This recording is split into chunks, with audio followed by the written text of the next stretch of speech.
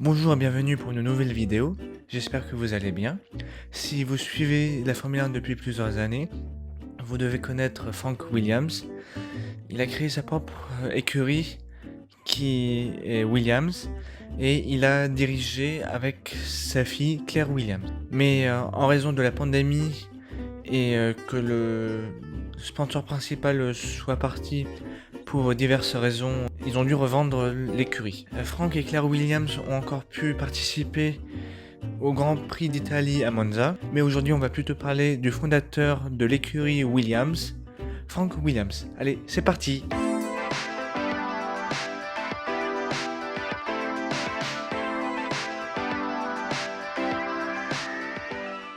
Sir Frank Williams, de son vrai nom Francis Owen Garbett Williams, est né dans le Jarrow, dans le South Shields, en Angleterre. Il est le fondateur et maintenant l'ancien propriétaire de la Williams F1 Team. Dans ses débuts, ce cher passionné du sport automobile a débuté à courir dans des courses locales. Pierre Courage, un ami à lui, lui demande un moment de le remplacer au niveau organisatoire. Après la découverte de cette nouvelle passion, il se met à manager différents pilotes, comme son ami Pierre Courage. Du coup, il crée sa propre entreprise, qui est la Frank Williams Racing Cars Ltd. L'entreprise consiste à retaper les châssis Brabham de la Formule 2 et la Formule 3. Et par la suite, en 69, notre Frank Williams se lance en Formule 1 en rachetant un châssis Brabham, le BT26 Repco, et il aura à nouveau fait confiance à son ami Pierre Courage. Il réaménagera le châssis pour y placer son moteur. Bon, il n'est pas tout à fait le sien, mais c'est un Cosworth DFV. Mais vous me direz aussi, pour qu'une écurie fonctionne, il faut aussi deux pilotes. Oui, effectivement, ça sera Jack Brabham et Jackie X. Non. Jackie X. Voilà, c'est déjà mieux. Le fait d'avoir construit une monoplace relativement fiable, l'écurie arrive à se rehausser à la deuxième place du championnat. Mais en 1970, les choses vont changer. Le fait de s'associer à De Tomaso F1 pour devenir Williams De Tomaso n'arrangera pas les choses. La monoplace de la Williams De Tomaso, conçue par Gianpaolo Dallara, qui est un businessman, ingénieur et propriétaire de Dallara Motorsport, elle est plus lente que la saison précédente de la Williams F1 Team. Et on peut aussi remarquer que l'ambiance dans l'écurie, c'est un petit peu refroidi.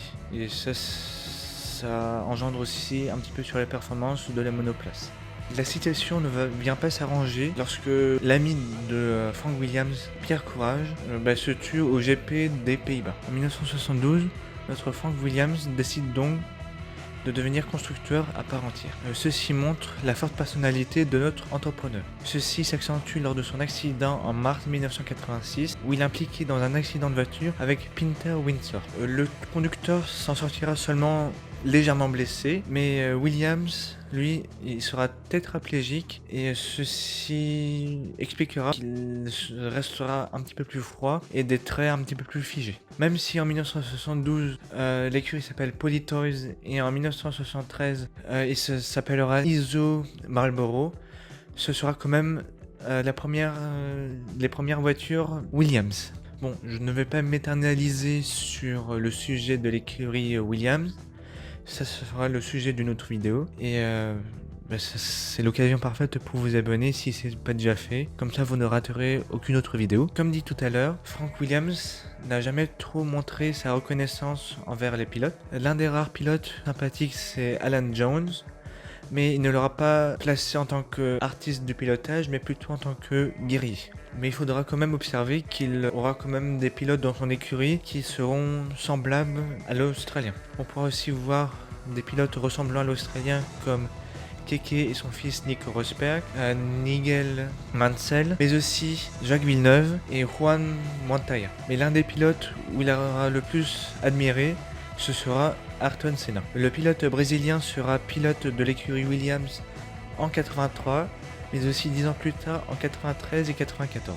La collaboration entre Williams et Senna s'arrêtera lors du tragique accident de Senna en 1994 lors du Grand Prix de Saint-Martin. Frank Williams, le directeur technique Patrick Head et le chef de projet Adrian Newey ont dû être impliqués par la justice italienne en tant que homicide involontaire. Mais pourquoi est-ce que la justice italienne les a mis en procès judiciaire ?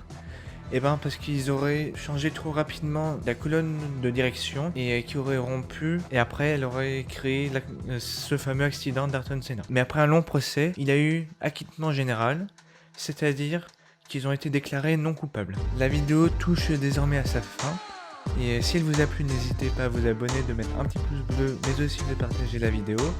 Et sinon à vendredi prochain, ciao.